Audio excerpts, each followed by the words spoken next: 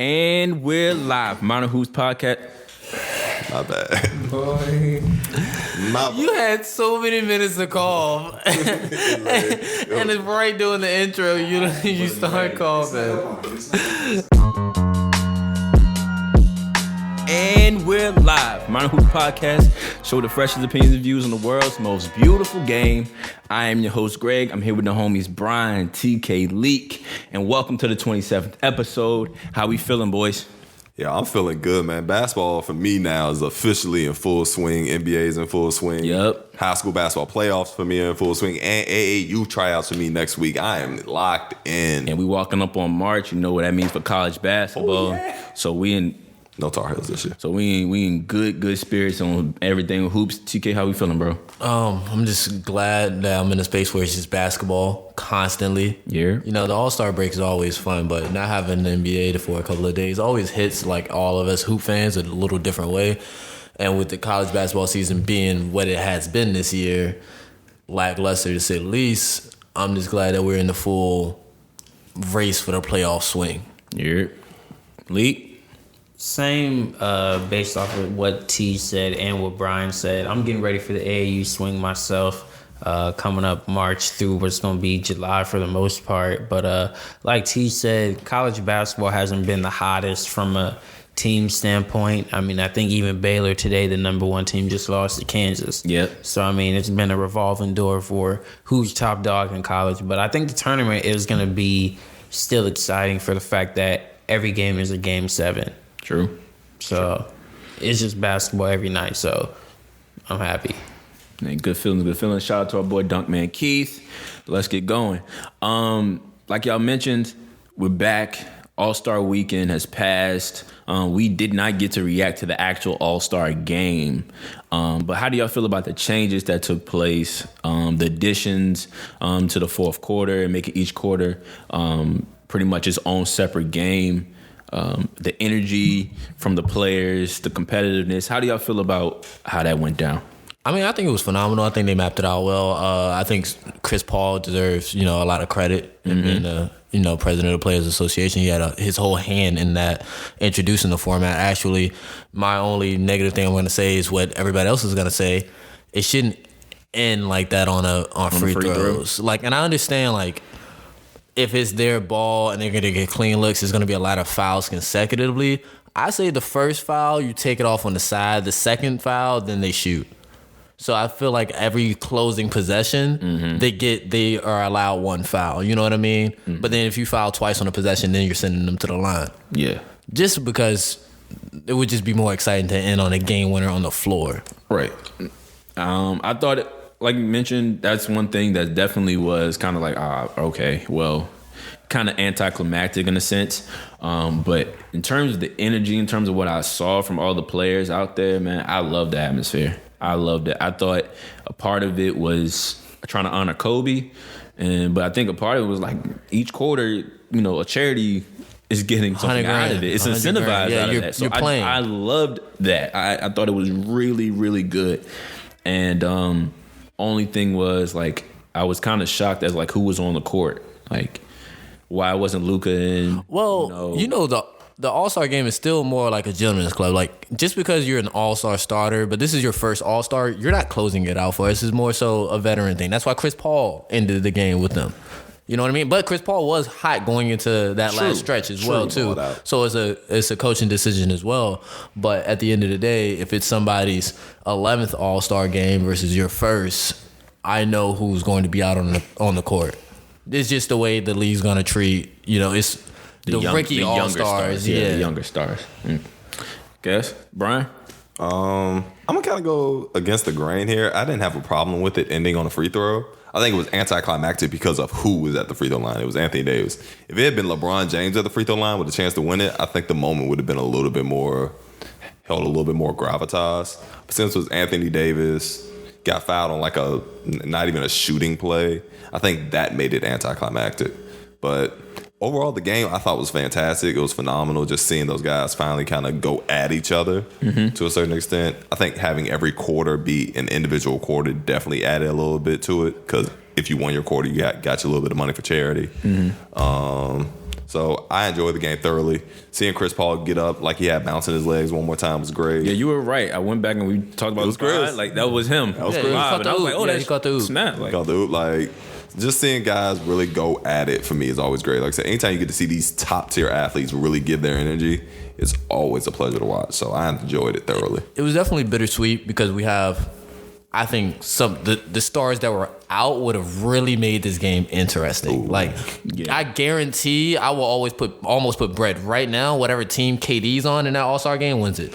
Like, he's the type of person who's built for a game like that. We were missing even Kyrie Irving, the type that just in that last fourth quarter when it's no time on the clock, you're just going for buckets. Yeah. It was a stretch where a lot of people were missing shots, and that's when you have like some of the more skilled and talented players like a KD or Kyrie, when they shine the most is when they're just supposed to give you that bucket under pressure. And we saw it go back and forth on both teams where we didn't see anybody like go in and do something true. Like it was, we were holding our breaths. yeah, there was like a couple moments like that. Yeah, but down the stretch in the fourth, somebody like KD, Kyrie, somebody like Steph, who, and I wish we could have saw Team Giannis with one more possession when they put Trey in the game, because I would have loved to see if he was gonna hit that deep three for the winner. But like somebody like Steph, always a threat to do something amazing on the court. So wow, I think it was a fantastic All-Star game. The injuries that were kept out of it held it back from being the most memorable one that I've seen in a long time. But it still was an extremely competitive one. Probably the best one since like 2011, maybe. Best one for a little while. Like, oh my fault, go ahead. No, go ahead. No, I was gonna say it was actually very interesting seeing somebody made a comment. I can't remember who I was listening to, but they made a comment about the game and how Giannis and LeBron picked their teams. And Giannis picked a team that was very much a team full of dogs. Like they're guys who are gonna play hard. Some or most of them are overachievers, things of that nature. And LeBron went and got the killers like on the court, like James Harden, Luka, Kawhi. So you notice Giannis' team pretty much won the entire game until the last 4 or 5 minutes, and then it was like, oh no, we got James Harden, we got Kawhi, we got all the LeBron, closers. Yeah. we got the closers. You got the certified closers. You got the guys who get us to that point. We got the guys who win the game at this point. So it kind of played out how you would think it would if you had picked up those type of teams on the basketball court. If that makes any sense. Oh, go ahead. Nah, I think my favorite thing about the All-Star game was the ending. I think the 3 quarters in the beginning, it had like a high school scrimmage type of feel.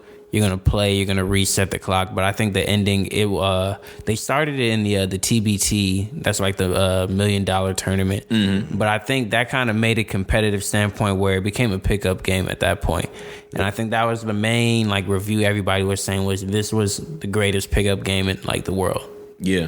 So no, I think it was just successful all around. I think just from honoring Kobe like we were talking about and just getting dudes to do things we hadn't seen in a while. Yeah, like I know a lot of people were like mad, but Kyle Lowry taking charge. Oh, I loved it. I loved it. I thought like even in those moments, like okay, this is the energy I want to see. Yeah. You know, on a consistent They're basis. out there playing basketball. Right. Like we're not just gonna get. It's not a layup line anymore. Yeah, they're not just up there running up and down the court. Yeah. So I really, really enjoyed it. I agree.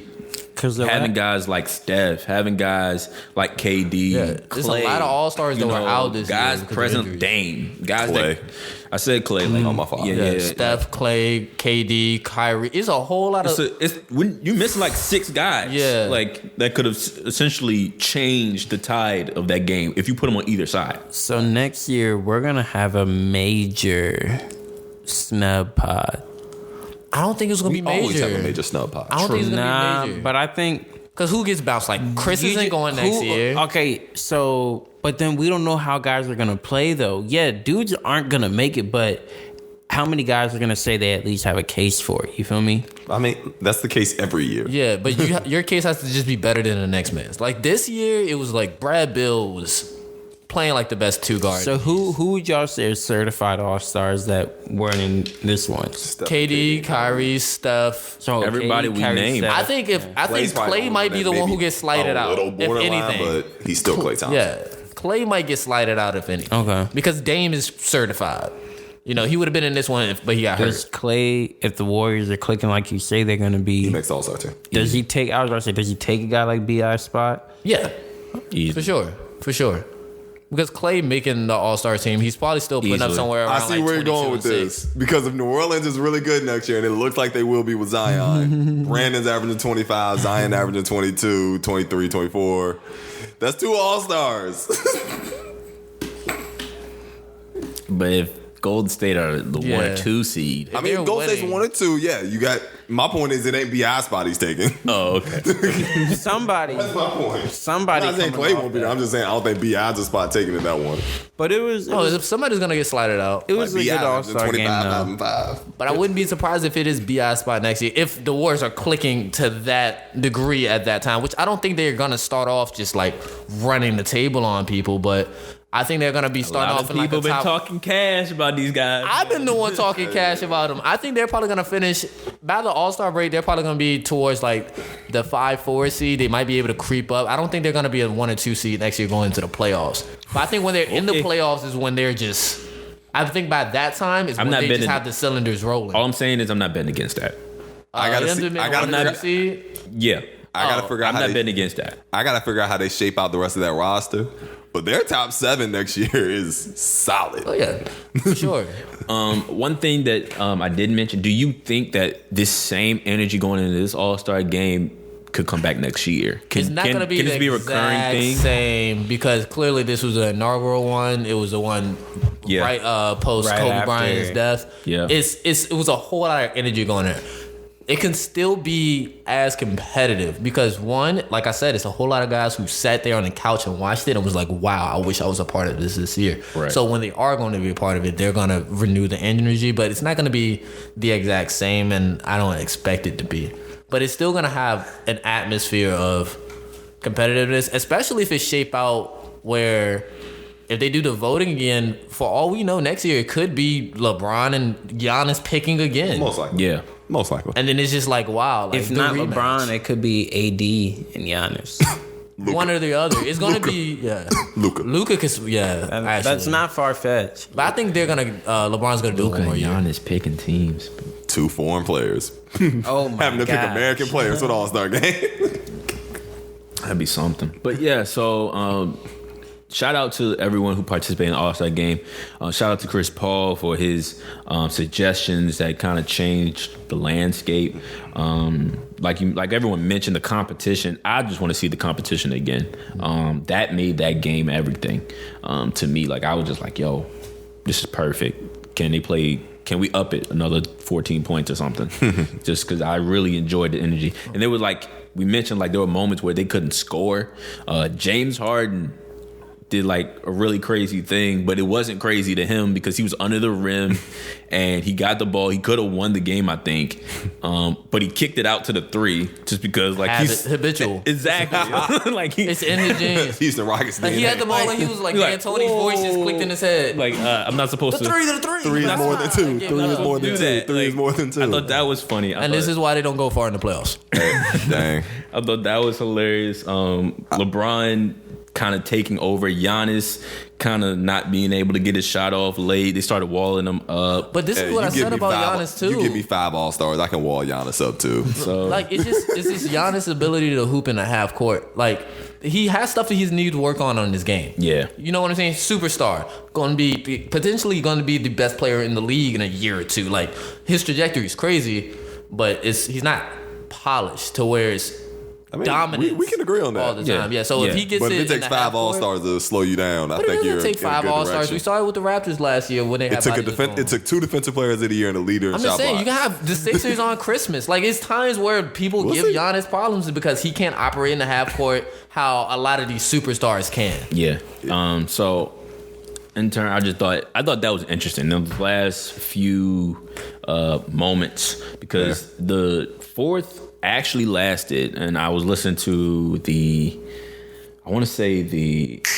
Bill Simmons podcast with Ryan Russillo, Bill Simmons, and he had mentioned that the actual fourth lasted like I want to say 41 minutes. Probably. Like- felt like it. 41 minutes trying to get to those 24 points. Wow. So they was out there for a minute. Yeah, it was crazy. So like I said, I enjoyed it. What? No, I just had a thought through my head, but I don't know. Like, it's something I feel like we all want, but we know we'll never see. But I really would just like a one-on-one competition. Yeah, I'd love it. If they put that dudes would never. If they put it on Saturday night, put it on. Just I wouldn't say. matter of fact, I would Saturday. love it on Friday night. Yeah, Friday's perfect because that's the They'd have to skills contest. do it with rookies. No, the skill contest is Saturday. All that Saturday night. No, I mean the rookie. That's the rookie sophomore that's game is the Friday USA night. World game. Yeah, that's a Friday night. The Rising Stars game. Yeah, Yes. that's the same night as the celebrity game. Yeah, celebrity. No, game. it's celebrity Friday. game's Thursday. Nah, it's Friday. No, They're both celebrity Friday, game is and then it's the Friday skills night. challenge and the slam dunk for Saturday, and then the All Star game on Sunday. Yep. Okay, so yeah, put it on Friday. Yeah, I would just love a one-on-one competition, but we'll never see it. Yeah, it's too much to lose in that for the players, Yep. and like It exposes a lot of guys. Yeah. Nobody wants that. The That's the the real guys issue. we want to see do that would do it. never. it's just the real issue, and it's gonna be some guys who are gonna be so willing to do it. It's just the fact that they're not gonna have enough willing to participate in the competition. But like, remember that time where like it was stories I heard where Jordan and Magic were supposed to play one-on-one. Yep. But Jordan basically they had described Jordan as saying like, oh, he had everything to lose, but like nothing to gain. Like Jordan, if he wins, he's supposed to win. If he loses, oh my God, why didn't Jordan win? Right. A lot of top-notch hoopers are gonna think that way as Yeah. well. I mean, that's more so I think hoopers, like I think the players would want to do it. I think it's the business aspect of it. Like the businesses always say It hurts your brand. Exactly. We got to protect your brand, and it's just like I said, the players we would want to see. Like we all know, we want to see KD versus LeBron. We want to see Kyrie versus Steph. Like these are things we want to see, but we wouldn't because those players wouldn't do it. It would be Like, can you imagine like Kawhi, Bron end up facing off? Kawhi, no, I'd rather see Kawhi. In one. Well, I'm just saying, like the big story right now, since he's sitting out, I'm feel talking you. about this past All Star game would have been Kawhi, Bron in a one-on-one. If Kawhi just feel wins like Kawhi that would and it's murder. more dominant too, I feel like Kawhi would murder LeBron one-on-one. because you know a lot You of said he people- would murder him? I think Kawhi would murder LeBron one-on-one. I think a lot of people worked Bron one-on-one It's the same throughout thing. his career. Like I think Kobe would have destroyed Bron. Yeah. one-on-one. But it's just the way that these guys play. You know what I Exactly. mean? So like Bron has no business in that. Yeah. I wonder how they would go about that because never mind, I take that back. Because I was about to say put him in like almost like weight classes or height classes.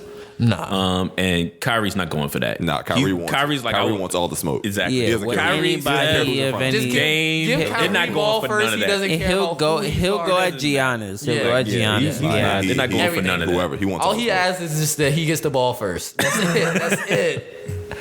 You got to shoot for it. He's cool with shooting for it too. Yeah. Yeah. He's cool Every with time. That actually would be a competition in and of itself. Yeah. So Yeah, that might go all day. They have to keep moving you back 5 feet. that's a good idea. They need to call us. Hey, we gotta stop giving out this. Wasn't we're there a doing this horse for free. competition a few years Yeah, back? a few years I ago. think This so. was like 2013. Yeah. It was a while ago. It was like Rondo was in it too, and he was like murdering it, and people were trying to figure out how.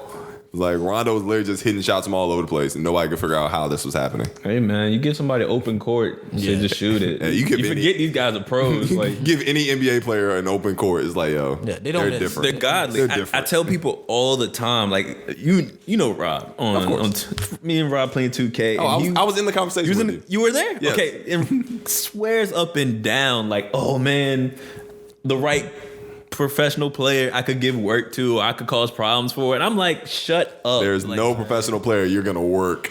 I could grab in a G League guy will give you 60 problems too. Bro. That's yeah. No, you don't Yeah, exist man. to them. Like, stop, slow down. But that's a whole other conversation. That's a whole other conversation. But like I said, shout out to them. The season back underway. Last night and the night before, great return to basketball. I think Wednesday started actually too. They had games on Wednesday, or was it Thursday? Thursday was the first game. Thursday? Okay, so Thursday and Friday was a great return. And I guess the thing that I really focused in on, at least from what I've seen, was the future of the NBA, or the faces of the NBA going into the future. Trae Young when it got 50. Luka, 33, 10, and 8. Welcome back. Zion, his 7th straight 20-point game. How much he finished with? I think 25. 25, 4 boards, 3 assists. Something like that. Dang. There was one moment though. There was one teacher moment that Melo had on him. Hit him with the jab series. Had him in the air, pulled up, bucket. I was like, "That's." I said, "You need to learn that, Zion. You learn that, things change. You don't need to learn that. Why not? You a hater? I'm not a hater. Why you don't need to learn That's that? not his game. That's never going to be Zion's game. Right now, we'll get to Why that not later. learn that? Later. That's not his later. game. Oh my god! Right now. You don't tell Sean Kemp to do that. Like, that's not what he do. I'm not Having it in your bag don't hurt. Is what I'm saying. The point is, you can't have everything in the bag. Some guys aren't Tell built that to to do KD. that. Tell that to KD is maybe the greatest scorer of all time, but he can't go to the rim like Zion. Is my point. It took time for him. God. Like, you can't have everything in your bag. That's my point. That's crazy. I've never heard that before. Name me a player that has everything in the bag.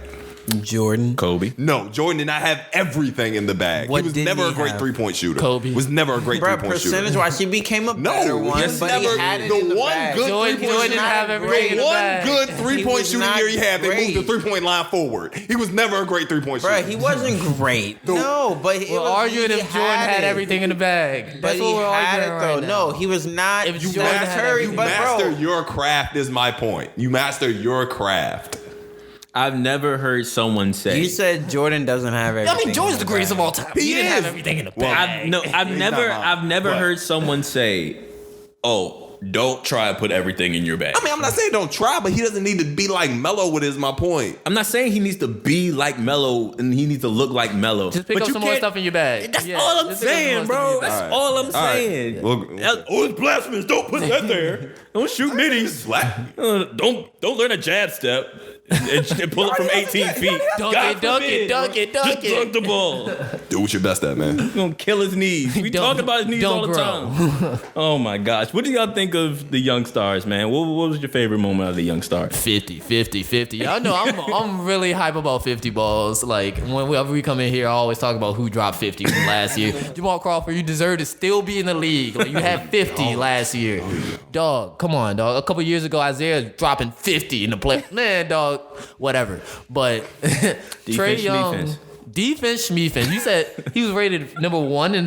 This is a Brian fact. He was rated number one in what offensive? Truth? Stat man. It was number one in the offensive rating And then dead last in the league in defense, schmefense. We're getting shirts soon, fellas. Hey, but Trae Young's 50 ball against the Jimmy Butler team with Miami, who beat him earlier in the year, and Jimmy went on Twitter like talking that talk. Trae must have internalized it and used it for this 50 ball, and it was a pretty 50 ball too. It wasn't like sloppy or ugly. He just went out there and 18 for commanded the court. 25. And it wasn't like he was just going for 50 to go for 50. They needed him to go banana. Well, they need him to go bananas every night. It's Atlanta Hawks, but you know what I mean. The points actually had Impact. exactly. So him going for 50 that young on Quavo night, I don't know, man. It just feels like Gave him Black the History was uniform. made. Yeah. On Quavo night, you go for 50 and history now. and then, bro, that's Black History. February just been. But yeah, so I was impressed with the way Trae played. I was also impressed with in that game as well. Like I mentioned, Cam Reddish had a clutch steal, clutch bucket to kind of seal the game. He's another guy. I just so good, man. Right. I'm really rooting for him. So good. Probably because I went out on a limb for him to start his career, but who cares, man? I'm really rooting for him. I think he has all the tools to be That is a fact. a solid ball player. Luka in Dallas. What Luka do? Yeah, I was about to say he's a young boy, but he's been doing this actually. Yeah. KP also came in big. I think he had like 24, 10. It's gonna be great playoff experience for them coming up, man. Yeah. This first round, it's gonna be. They might be able to sneak out of it. If they can get I don't think they'll get I out. wouldn't want to play him. They're not gonna get out though. I don't think that, but they have the talent to. Did they add I any? would Who not did they wanna play. add?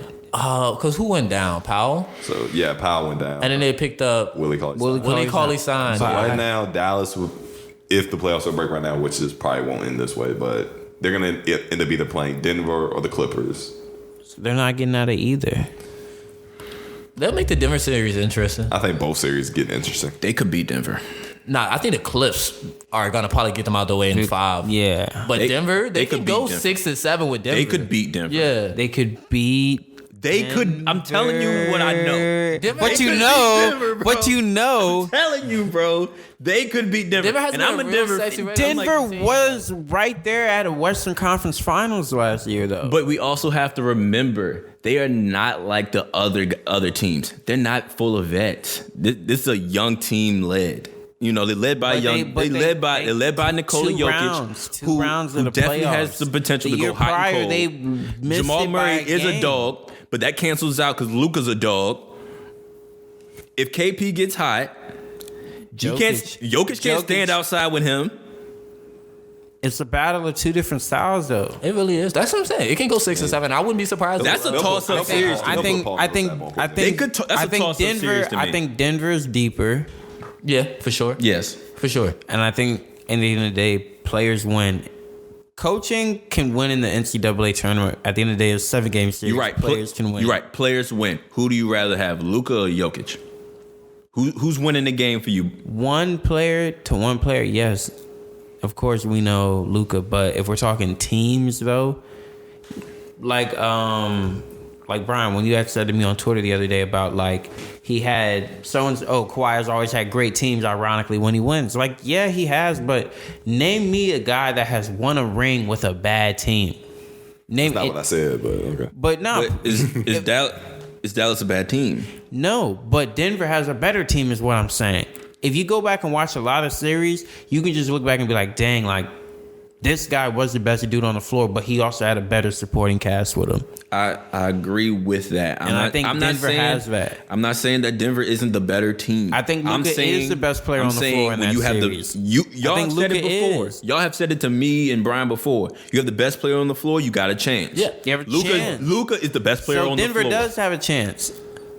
But I don't think not Denver. I think Dallas does have a chance. That's all but I'm saying. Yeah, I think they have a chance. Yeah. I think it's a toss. I think it goes 6 or 7, and I wouldn't be surprised if Dallas pulls it out. I think it goes 6 or 7 with the Clippers too. You call me crazy. I'm sorry. Nah, I think that's 5. Like I think that's 5. I think They I think that's will 5. I think that's 5. They lock Luka. They lock Luka. Hold on. Go ahead. Thank you, Tim. Go ahead. Thank you. I'm on your side. Hey, I'm over here. I got you. Go ahead. Do the time to pay rent, Luka. Can you guarantee me Paul George is going to be healthy by the playoffs? Yes. You can. That's why he's doing all of this. You can guarantee. That's why he's doing all of this. You can't guarantee. There's no way you can look me in my face and guarantee that. Yes. You can't guarantee me Patrick Beverly's going to be healthy by the playoffs. I guarantee that's why we got Raymond Jackson. Raymond Jackson can cannot suck it up right guarantee. now. Pat Bev will be healthy in the playoffs. You He can't can guarantee suck it right now. You're hoping. And I'm sure they You're will, hoping. bro. That's it. And once again, odds are they should be. But if they are not, if Paul George is not 100% healthy by the playoffs, Luka and Kawhi cancel. I'm sorry. They are canceling out at that point. I've said it. I don't think they cancel it out, bro. They are only canceling one of at them that played point. 2 ways. One of them played 2 ways, so they don't cancel. Luka's impact on offense. It's not gonna double. Luka's I'm not one saying side of the it doesn't ball have is to not double. gonna trump what It doesn't Kawhi have does to on double. 2 ends of the It floor. doesn't have to double. Luka, But you they are just the said best they cancel out, offense in they the don't league. cancel out. They're the best offense in the league for a reason. You believe what he's saying, Greg? Luka, they are the best offense in the league. That's the question. Do you believe? Are you? You believe? They got Are you gonna be quiet? I'm just wondering. I'm on your side to start this. I would say because I'm just saying. They I got want the you to best say offense in the something, league Greg. for a reason. I'm on your side. They got I'm the best on your side. They got the best offense in the league for a reason. That's all I'm saying. Brian. You got 7'4" big man who nobody on the Clippers can guard. I don't care what y'all Clippers say. There's against nobody on like the the Clippers that can guard top. Porzingis. I saw a stat earlier this week. I should have put in the chat. Against like the top 13, top 15 teams in the league, the Clippers are like the best defensive team. Oh yay!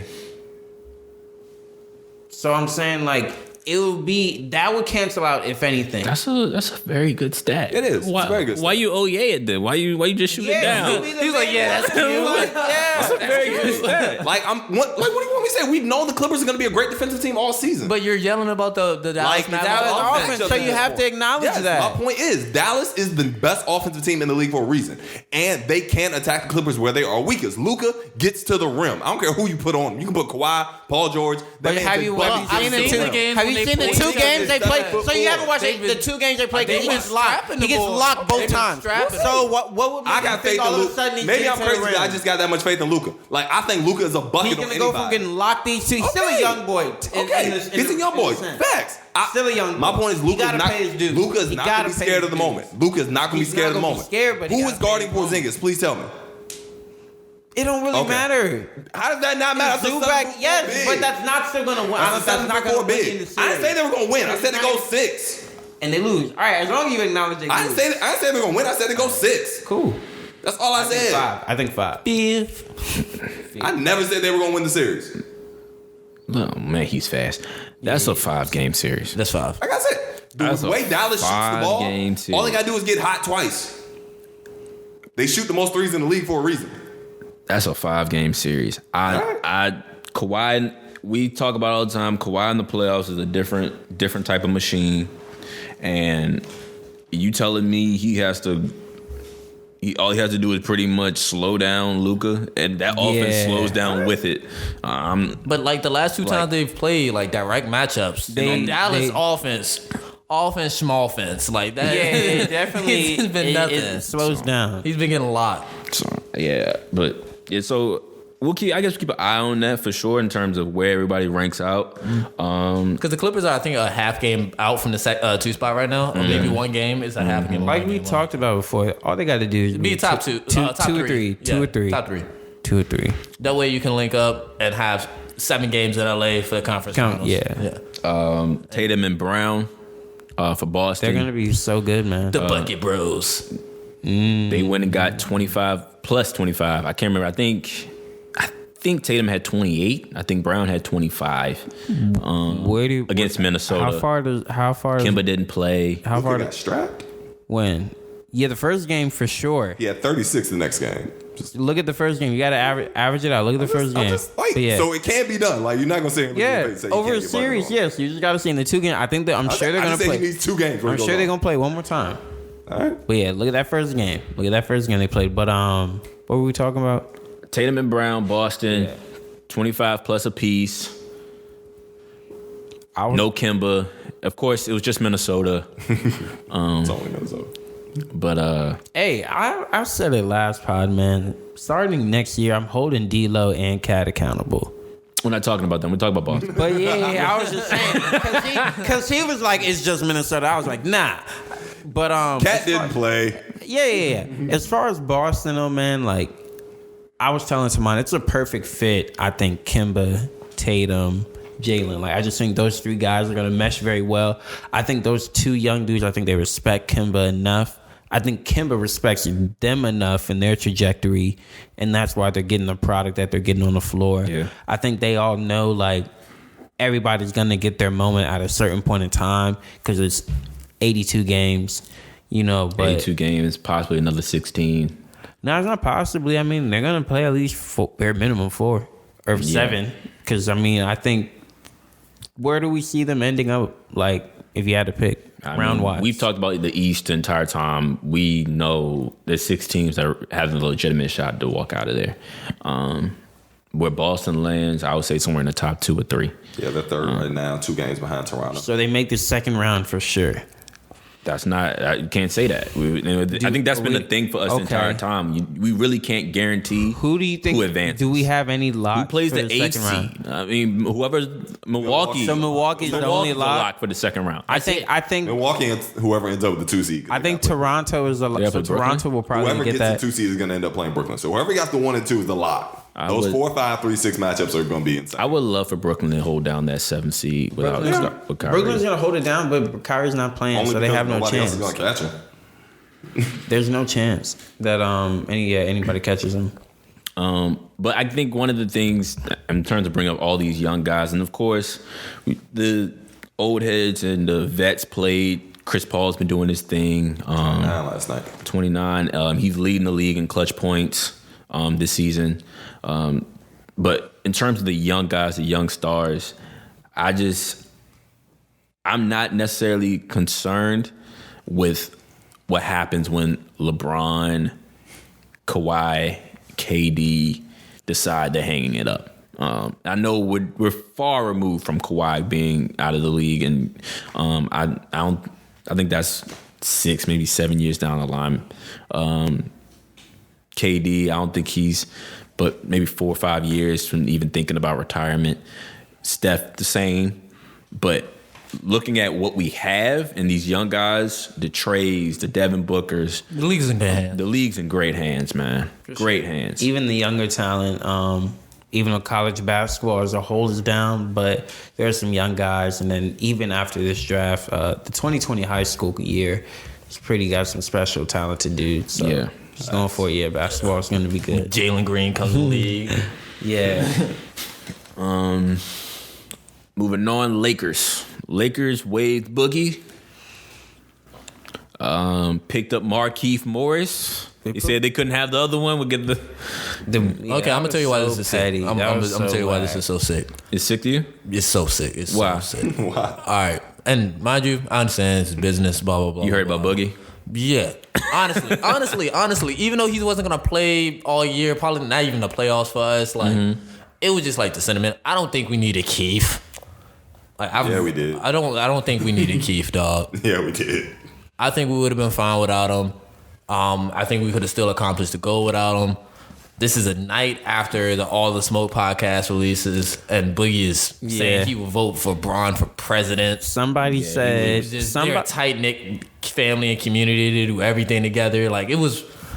And what? Who else? They could have cut somebody else. Somebody, yes. I thought it would have been everyone Troy. on Twitter saying Troy Daniels. Or Quinn, yeah. Why is Troy still? I'll keep. Hey, I'm not going to hate on everybody. Troy, though. hate. I'm not going to hate. I'm not going to hate. I'm just saying. You know what I'm I'm not saying? going to hate. Yeah.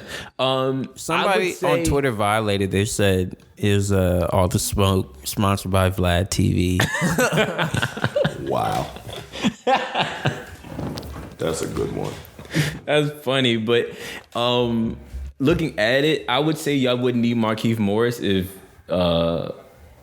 what's my guy? Kuz wasn't playing so god awful. We need Keith. Period. I don't care if Kuz was playing well. If we still Kuz need wasn't Keith. playing so weird, They do need another guy. They do. I think that's you can make the case that you don't need Markieff.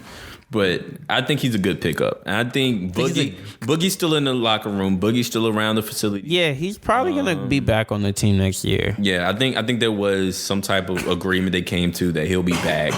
And he could stay on the facility, work out, practice with the team, stuff. I think he played enough games where he's been on the team long enough where he technically gets a ring off this. Yeah, so he's safe. I don't know, man. I don't know. He's safe. I don't know. I'm not necessarily concerned. I hope Braun took care of his mans. I'm not saying Braun did, but somebody did. Oh, took care of him? Yeah. Oh, I was about to say, Somebody because did. Braun definitely had to okay this. The GM. Nah, we definitely need to keep though. We needed another big wing.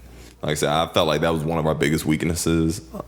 The Lakers definitely needed somebody else they can throw on Kawhi, throw on Paul George, throw on Giannis, whoever they match up with in the playoffs.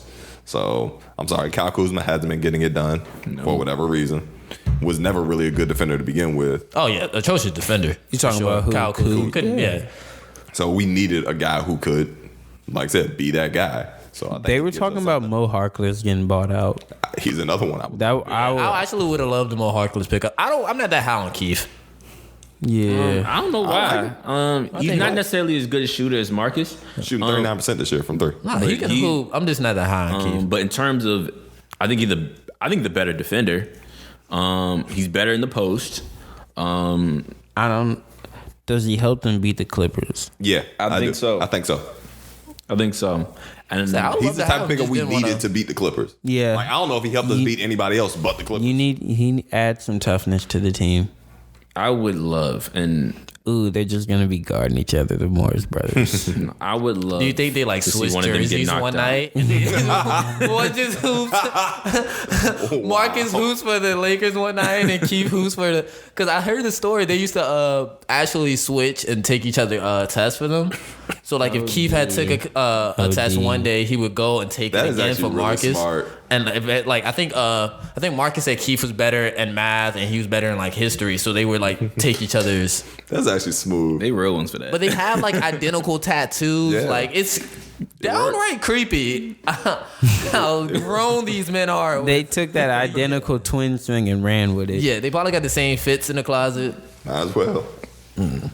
Hey, so Lakers, y'all cool with Markieff? I'm cool with Keith. I didn't want Boogie to cut. If that nod wink did happen, then I'm cool with it as long as he's cool with it. But like if this came as a one day I did the podcast, then a couple hours later I'm getting a call saying I'm getting waived, I'm be tight. Yeah. Because Big has been nothing but. Hey man, it's a business. But it's not a business when KD rocks and goes to the Warriors. Now he's this and that and this and that. Nah, bro. It's either a business all the time or it's none of the time. I've always said it's a business. YOLO. I've always said it's a business. That's why I said KD needs to stop acting so hurt. It's a business. Nah. I think the Boogie Isaiah Thomas thing is gonna keep coming up until one of those guys kind of return. I think there's no point in return for Isaiah Thomas, but in terms of Boogie, it should be though. He could be on a roster. I think he can. I think he's more talented than a lot of third string guards. I think his spot might be ready for a young boy. I think IT is done, but in terms of like seeing, go to China. I think in terms of seeing what they have done and what they have been, and how their, I guess, trajectories kind of took a plane crash in a sense. I mean, the last time Boogie was healthy, he averaged like 30 and 15 in like the last 8 games. He was like fully healthy. He was going bananas. Going stupid. IT, of course, like we know the story with him. Took him to the Eastern Conference Finals last time he was healthy. So gave your favorite point guard 30. Yeah. One of the best guards in the fourth that year. So it's tough. It's tough to see that, but at the end of the day, y'all right. It's a business. This is what the league is, and there's always a young boy looking to take the spot. Oh man, he didn't rotate it. Yeah, my bad. I'm throwing shots at Harrison Barnes. Leave my man Harrison alone. He does his job. 10, 4, and 5. Yeah, that's his job. But Kyrie, shoulder surgery. He's done for the season. Yeah. Remainder of the season. I think you called it. I said he wasn't coming back. You said, watch, he'll come back for the All-Star game, at least hang around, and then after the All-Star game, he'll be out. Bruh, I was telling Tamon, like, I think he did the right thing.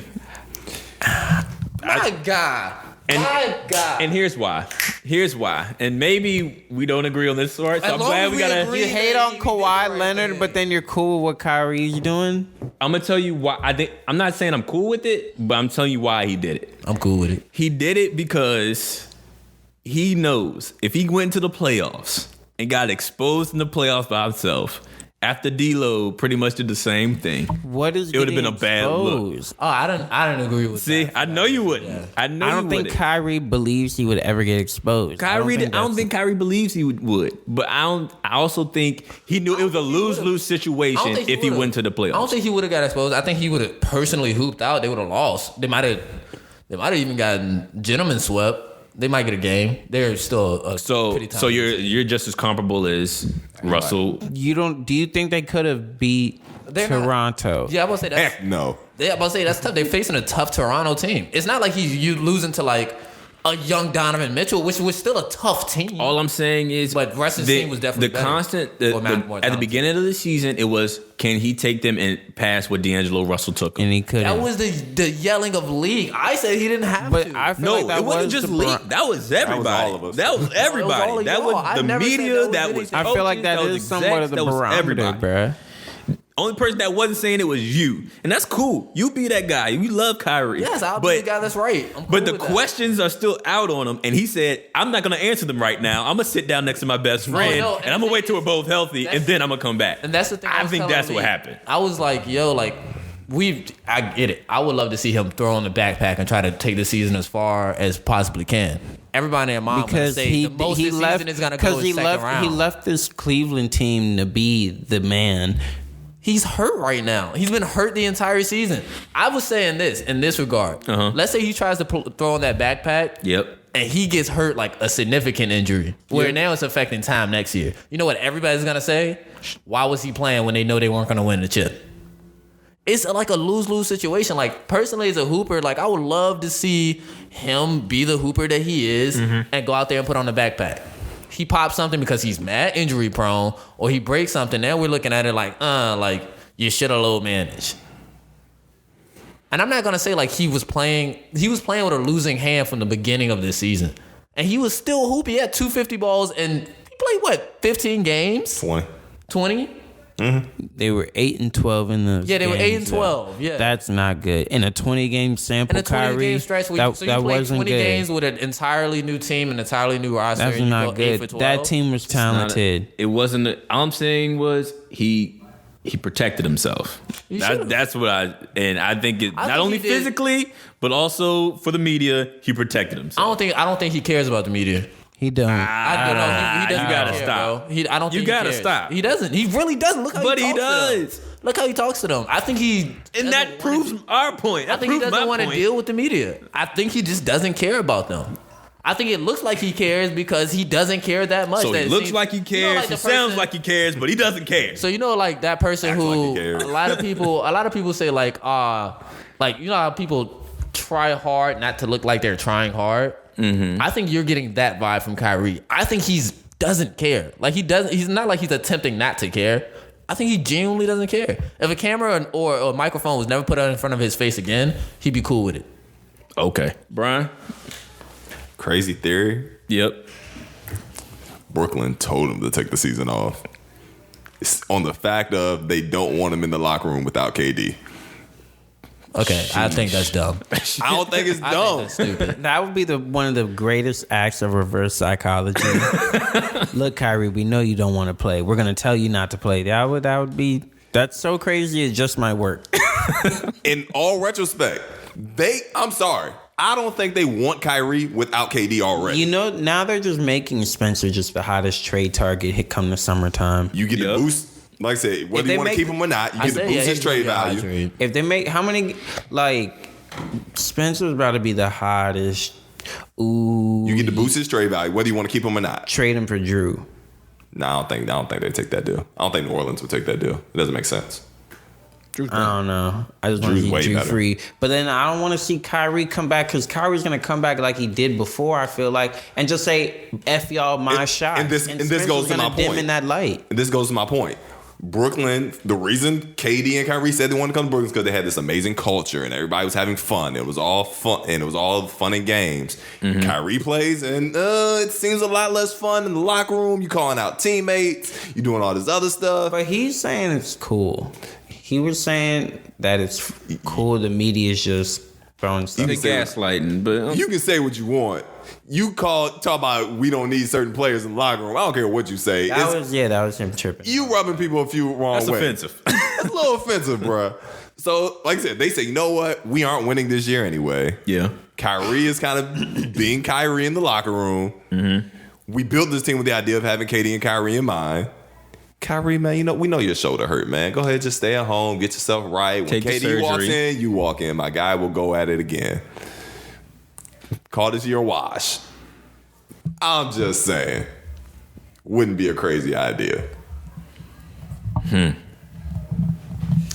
Either way, he just put that much more eyes and pressure on himself for 2021. I don't think he did. I think it did. I think by him sitting out, he just relieved himself of pressure going forward. Nah, but now it's like, dude, not only if let's say they You come back with your homie, bro. All is well. okay, so he comes back with KD next year. What's their expectation? The expectation, they're not. I mean, I think everybody expects where- him to be a title contender. I don't. So what is that? Most people Eastern do. Conference Finals. What is the minimum for them next year with Kevin Durant? I don't know because you're talking about two injury-prone players now. One coming off an Achilles tear and another who And literally that's- can't play. That's 7 basically games. what I'm getting at. Kyrie.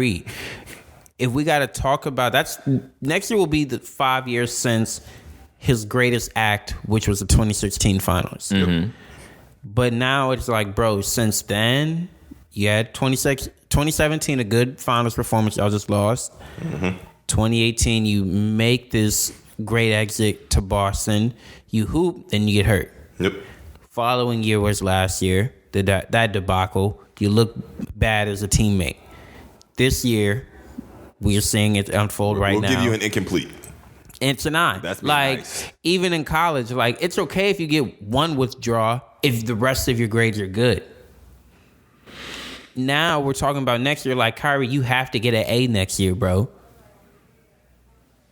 I'm not gonna go as far as the route of He saying has he's to. a poor teammate. Otherwise, he's not poor teammate, but just like, bro, your skills do not equate to winning. And I think that's the thing people often confuse. Like I said, I've said this about Melo at times as well. Sometimes it's not that you're a bad guy or a bad teammate. Sometimes it's just the way you play doesn't always mesh with other people. And Kobe kind of fell into this category a little bit. It was like, yeah, dude, you're amazing. And truth be told, we will all stop and watch you because you're that amazing. But in terms of the game plan, to make everybody else feel like they're involved, this doesn't help us. Jordan was like this early in his career. It was so amazing to watch him get 35. Everybody else was just kind of like, what am I supposed to do here? Right. So Kyrie has to find that balance. Melo really never found it. Kobe found it later on in his career with Powell. And Jordan found it with Phil Jackson. Kyrie's got to find that balance. I hope he can find it with KD. Russ never technically found it with KD because I don't think KD has the mentality of making the person give the ball up because that's what he should do. But it's going to be interesting. Kyrie has a fine line to walk, and I don't know if he can, and that's what we need to figure out. True. All good points, man. All good points. I feel like if it's not bare minimum Eastern Conference Finals, I think I can't hold him the next year. And I think I'm getting to that point. I can't hold him the next year. It's an unprecedented injury that he's trying to get back to elite status. so. Then, bro, we got to talk about like his ability to be available. The year this after point. the year after next is the year. I'm talking about KD at this point. Like, we're watching KD come off an Achilles tear. Like, Year after I next, don't know man. how good he'll be next year. Year after next, that's where I'm holding their feet to the fire. But not next year. 2022. That's where I hold their feet to the fire. And a lot can change between now and then. Yeah.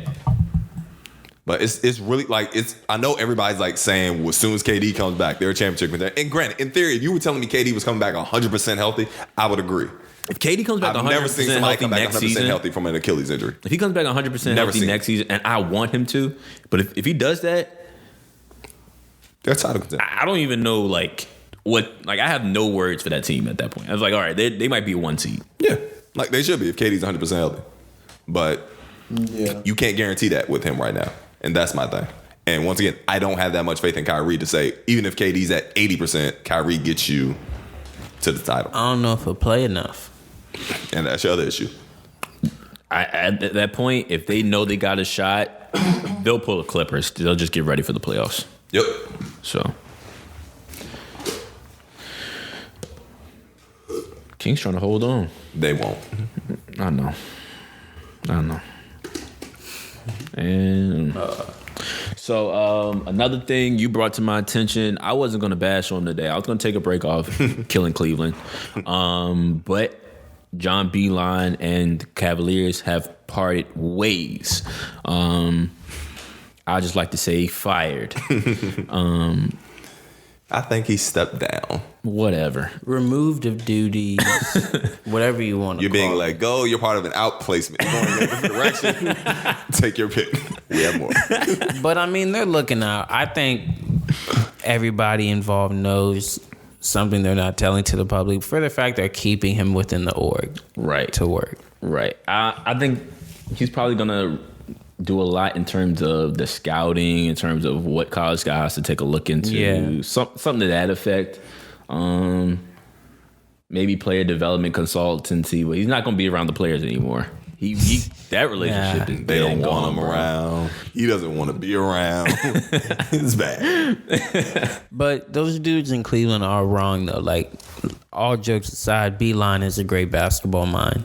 Fact. He is. Big time. So for the fact that they were acting like he couldn't give them any type of knowledge, like, some of y'all are league, but y'all games aren't like that to where he can't give you not one bit of knowledge. Yeah, I think that's definitely wrong. Like, one of the things that I found to be really funny, but equally as disrespectful, when he would come into the locker room and speak, they would turn up music that had Thug in it. Yeah. Oh yeah, that was That's like so towards petty. the end. That was That's so petty. Like, that's hilarious. It's hilarious, but it's so. But at the same time, it's like, yo, come on. That's when you know it's the beginning of the end for you as a coach. Yeah, like, I think it's really, really rough what Cleveland has in front of them right now. Andre Drummond got there and said, "This is worse than Detroit." Which is saying a lot. Like he just came out and said the situation here is worse now than it is Detroit, and that's saying a lot. Biggerstaff got his hands full. I don't think he cares. Biggerstaff, he's been in this situation like twice already, so it's kind of just like he's gonna do what he do. I think he's a solid coach. I think he deserves a shot to be a head coach in the league eventually. So he's not a head coach in the league right now. I mean, so you saying Cleveland's not a legitimate basketball team? What I'm saying, he's an interim head coach right now. Not the same thing as being the head coach. Okay, yeah, I know. There's a difference there. I'm sorry. I'm just that's a shot though. I get it.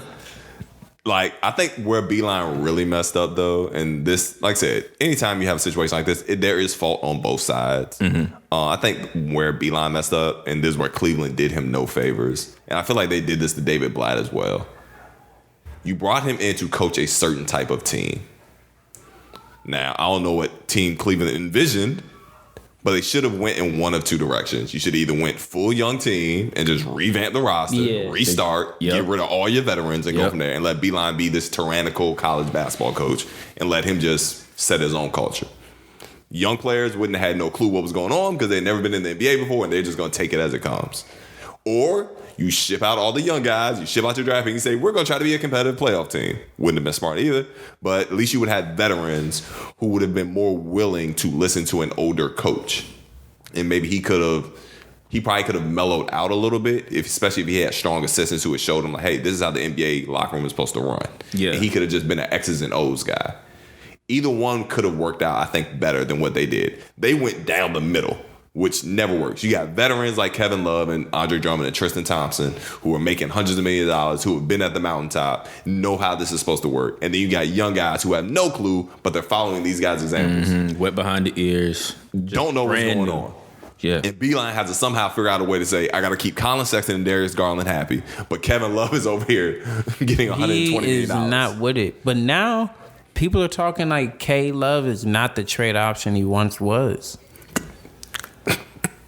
I mean, that's what they kind of been saying since he got that contract. He's not worth that contract. It's almost the Andrew Wiggins thing all over again. It's not that you're not a good player. You're just not worth that. And it's 4-year, 120. So nobody, I guess, wants to give him $30 million a year. Especially because you know he's aging and he's only going to get worse. At least with Wiggins, you have the hope he might get better. Right. You hope. I ain't saying it's good hope, but you hope. Yeah. I definitely agree in terms of trade value on Kevin and definitely how they constructed that team. Colin Sexton, Darius Garland, who else? Kevin Porter. Yeah. Guys like that, they need to be brought along. And yes, you want veteran guys in the locker room, but not the one that Cleveland. I mean, they've watched their title hopes signed to another team. Yep. They watched their title hopes ask for a trade to Boston, or not necessarily Boston, but out of Cleveland. It's kind of difficult to have to restart and look at these young guys just in having fun to be here when I want to win something. Well, it's the fact that the management told Kevin Love, like, yo, we're still going to be competitive. We're still going to try to be competitive. That's what you told. Once you tell that to a player and the player signs that dotted contract, you're supposed to at least try to hold to that. They did the exact opposite. They completely reversed. And it was like, I understand Kevin Love's frustration. Like, you told me we were going to try to be competitive. I signed my contract because I wouldn't have signed. Exactly. I wouldn't have signed it. I would have been a free agent. I would have left. You lied to my face. That's how he feels. And truth be told, that's how it's played out. So, Cleveland messed up again. Shocking. Nothing new on this side. Cleveland, y'all trash. You got anything to get?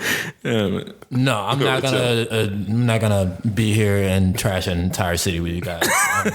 I'm not trashing the entire city. Greg is. I'm trashing Cleveland management. I don't care about the Cavs. The Cavs can go burn in purgatory, but I'm not gonna sit here and talk about Cleveland. I was talking about Cleveland Cavaliers. You heard me. But the thing is, when Andre Drummond did say it was worse than it was worse than Maybe it's gonna chill. Us, Manny? Yeah. Let him in. Let him in. Bro, you just made me nervous. I mean, we all looked at the door, so we all looking like, who is the brave person that's going to walk in here? Nah, I don't answer doors. I don't know who's coming. I just heard the door shaking. I'm like, bro, like, just let him in. What's up, bro? What's going on? What's up, man? How we doing? Yeah, we on. Good. We live. You here now? What's up, bro? Oh, it's good. It's good. What's going on, everybody? What are you talking about, man? What's going on? What up, bro? So, yeah. So Cleveland continuously trashed. Can we just say Cavs? Okay, the Cleveland Cavaliers are trash. That makes you better. I just never been to Cleveland. Okay. Like I said, Andre Drummond said the situation cold. in Cleveland It's gray. was worse than Detroit. Looks like Gotham City. I've been to Detroit. Detroit's bad.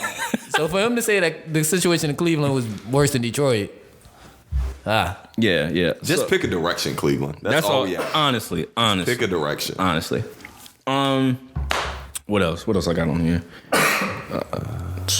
Talked about LA. Talked about Cleveland. The death of college basketball.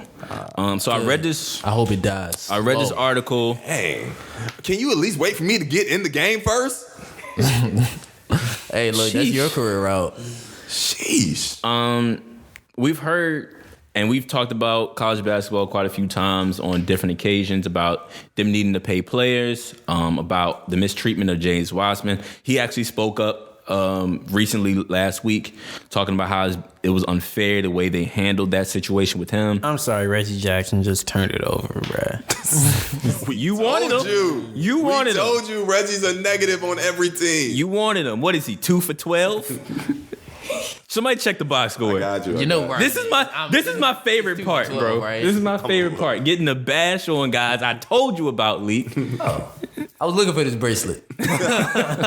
Wow. Find the box score real quick. Got you. Reggie Jackson. Oh, he's going to be a great pickup. That's what you said. That's what you want to speak on it? 2 for 8. 2 for 8. I'm gonna give it to first day with the team. Whatever. I'm gonna give him a 3-game sample before I. You want to give him the 10-day? Yeah, let's give him a 10-day. Let's give him a 10-day. Oh man. Yeah, they're trash.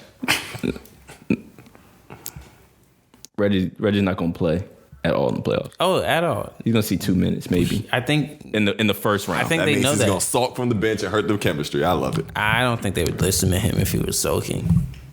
All it takes is one bad apple. Look at this. Died on the screen. Okay. All right. Let me focus up. Death of college basketball. So John Goodman wrote this article about the one-time waiver rule, where it would allow college athletes, and I think this is going across all sports actually, not just basketball, not just football, but it would allow college athletes to transfer to another school the following year. Yeah, with no penalties. No right? penalties. Mm-hmm. And this definitely plays a factor to the mid-majors. Teams like Dayton that's been really, really successful, he talks about, and other mid-major schools that have really, really shown out could possibly lose their top-tier talent to the Blue Bloods and any other premier major team, major conference team, because they're putting on a show and then they get to go to a better situation where they have more exposure and a better chance to improve their draft stock. So what do y'all make of that? Are y'all in favor of this? I am. I'm cool personally. Anything for the players, anything for the student athletes, freedom of movement. Like, you don't have to sit a semester when you transfer for academics. Like, I don't care. You can do whatever you want whenever you want to do it. Yeah. In terms of moving for a situation that's better than you. I don't think we should really be keeping these 18-year-old guys held accountable for X amount of years. Mm-hmm. And punish them if they're in a bad situation. Because for some of these guys, they might go to an organization that promises them this and that and X, Y, and Z, and then when they get there, they don't fulfill that promise. You know what I mean? Yeah. And now they have to sit a year because they were lied to. Yeah. Nah. If you don't want your top tier talent leaving, do stuff to keep them to stay. I mean, like I said, I'm all for the rule. Like I said, I've always had a problem with this rule simply on the fact of a college coach can leave his job and immediately go somewhere else and get paid again. So I've always had a problem with that rule. I would say there does need to be somewhat of a condition on it, and the condition just being the student is in good standing at the school. You have to be, I would say, whether like a certain GPA level, wherever you want to put it at, but you got to be in a certain academic standing. So you couldn't have got suspended. Your grades have to be well enough where you can transfer based off of academics, not just off of that would be my your only ability to hoop. Because So like, if you're not in great academic standing, but you're trying to transfer to Duke, like I would have a problem with any school. Like, I think you got to show that you're trying to be a college student if you're transferring. That's fair. That would be my only stipulation. What were you saying? I still wouldn't care, but that's fair. Good standing is so subjective. I'm sorry. Very much. Yeah. What I was afraid of was the idea that guys can go 1 year to the next, not sit out. I'm afraid more dudes will take that first school as more of a risk. Like, if it does work out, it might blow up. But if it don't, I can go somewhere immediately after. I think that might actually add to the transfers we're seeing right now, and that's already at a big number to begin with. Yeah. Well, like I said, me personally, as a mid-major coach, I wouldn't have that big of an issue with this. Like, the idea of losing your players is one thing. I could gain players in this. Like, you're talking about all these guys at ACC schools who are sitting on the bench, who are unhappy. Oh, you want my guy? Okay, cool. I'm going to come take that All-American that's sitting on the end of your bench who ain't playing. Like, now, granted, they might want to transfer to another power school, but if you're a big mid-major school, why can't you go get a dude on the end of an ACC bench? Like, if you're Gonzaga or if you're... trying to think of another high-tier mid-major. Lost my Richmond right now is doing good. Richmond, VCU, once upon a time. Like, why can't you go get somebody who maybe, especially somebody that's from your area too, that maybe left? Yeah. Like, yo, dude, why don't you come home, bro? Like, you tried this, it didn't work, come home. You're going to be my star player because you're going to be the best player on my team. I told you that when I recruited you originally. Yeah, that's fair. Let's go to work. It can work both ways. That's something that people don't realize. There's always a negative, there's always a positive to this thing. It can swing both ways.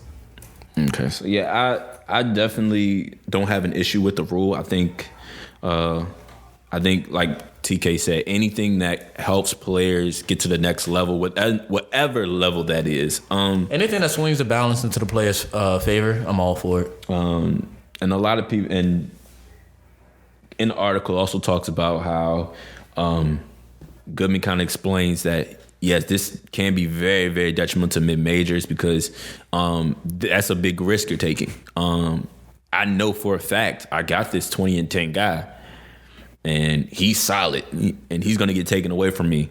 But it's not a full-gone conclusion that I'm going to pick up, another guy. I'm going to find another guy that can do what he did or more. That's fair if you're looking at it from the schools and the coaches or whatever. I just never look at it from their perspectives because I don't care.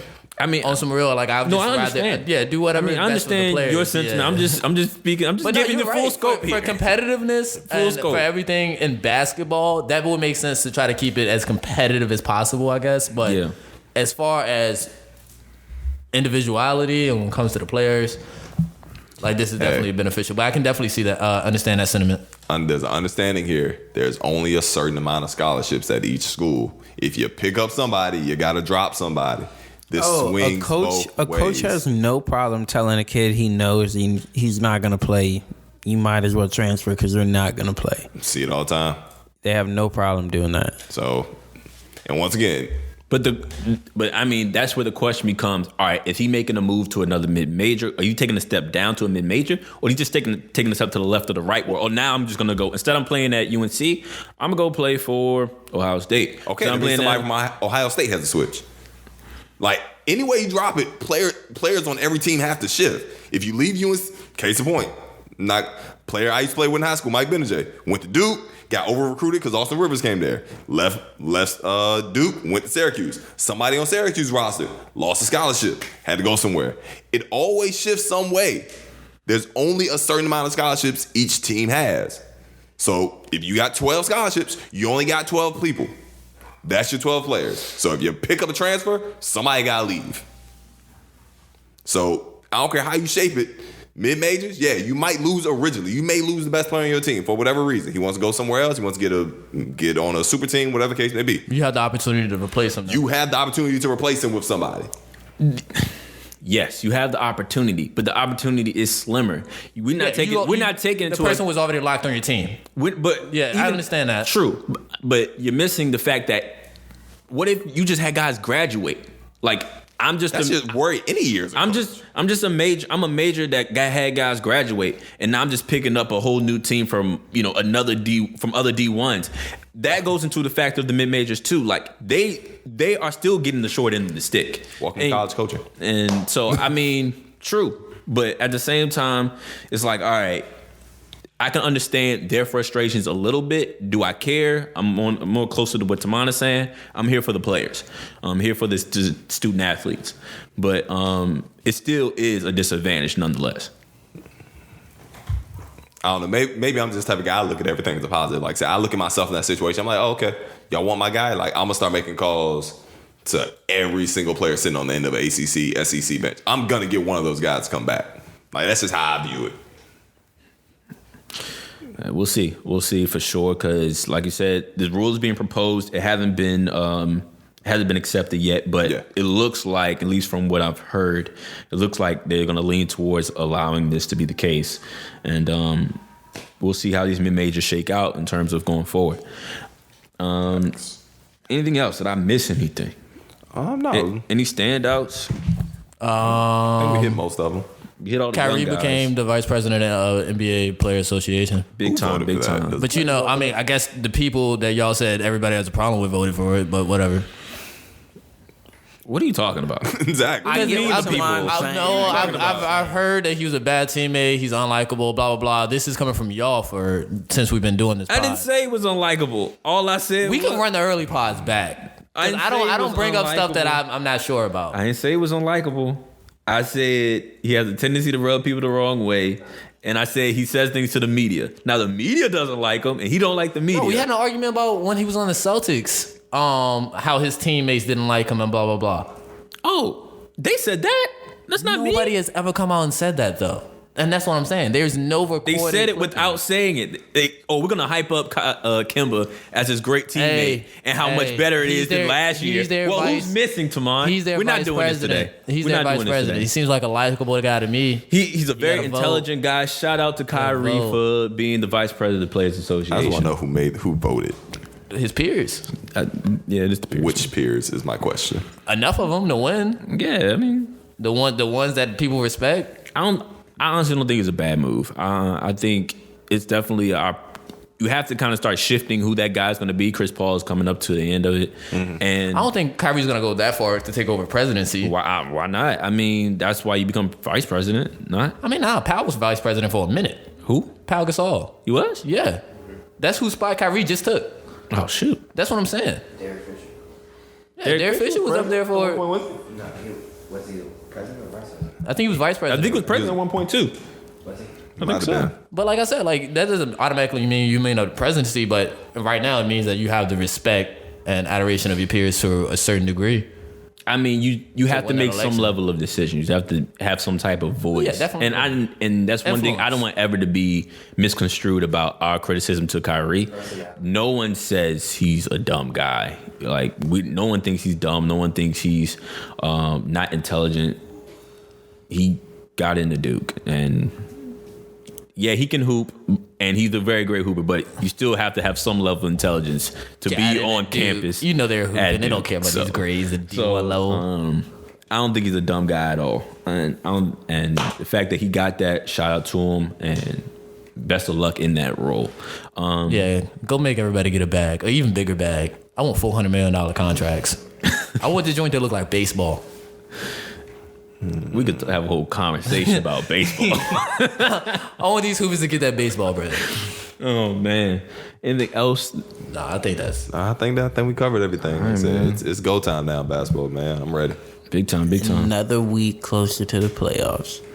All right, B, where can we find you? And y'all can find me on Instagram and Twitter at only1beecham. I'm easy to find because I'm the only one out there. Leak. You can find me on Twitter and IG at Coach Leak. That's KOACHLEEK.